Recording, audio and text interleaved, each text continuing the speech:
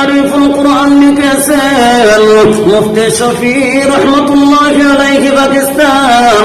তাফসিরে জালালাইন লিখেছেন প্রথম খণ্ড জালালউদ্দিন সুয়ুতি রহমাতুল্লাহি আলাইহি ইরান। তাফসিরে জালালাইন দ্বিতীয় খণ্ড লিখেছেন মুহাম্মদ জালালউদ্দিন মুহাল্লি রহমাতুল্লাহি আলাইহি মিশর।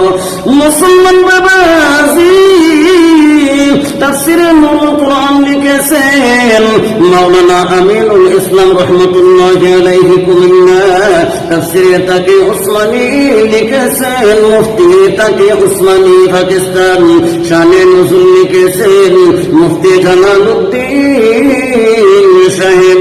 ও বাবাজি হাদিস গ্রন্থ এবার আসুন, হাদিস গ্রন্থ এবার আসুন।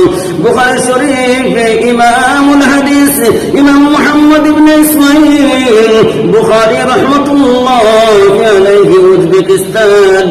মুসলিম শরীফ লিখেছেন ইমাম মুসলিম নিশাপুরী রাহমাতুল্লাহি আলাইহি ইরান।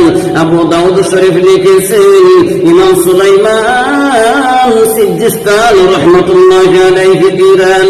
ও বাবাজি মুসলমান রব্বাইরা আমার নাসাই শরীফ লিখেছেন ইমাম আহমদ নাসাই রাহমাতুল্লাহি আলাইহি ইরান। ইবনে মাজাহ শরীফ লিখেছেন ইমাম মুহাম্মদ কাসবিনী রাহমাতুল্লাহি আলাইহি ইরান। মিশকাত শরীফ লিখেছেন ইমাম মুহাম্মদ খতিব তিরমিজি রাহমাতুল্লাহি আলাইহি ইরান। মাযহাবি ইমাম হুসাইন বাগাবী রাহমাতুল্লাহি আলাইহি উজবেকিস্তান। রিয়াদুস সালিহিন লিখেছেন ইমাম ইয়াহইয়া নববী রাহমাতুল্লাহি আলাইহি মিশর।